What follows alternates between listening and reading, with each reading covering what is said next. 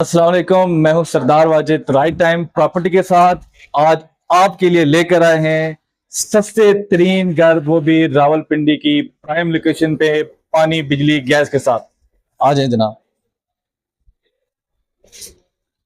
ये हमारा घर है 2 मरले का। आ जाए। ये किचन का काम हुआ है माशाल्लाह, कैबिनेट अच्छी कैबिनेट लगाई हुई है, यूवी का काम हुआ है। इनसाइड आ जाए। ये हमारा कमरा है।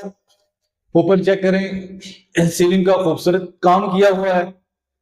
और इसके बाद मार्बल फ्लोरिंग देखें, अच्छा मार्बल फ्लोरिंग का काम किया हुआ है। और ये हमारे दरवाजे देखें, टॉयलेट किस्म के दरवाजे लगाए हुए हैं।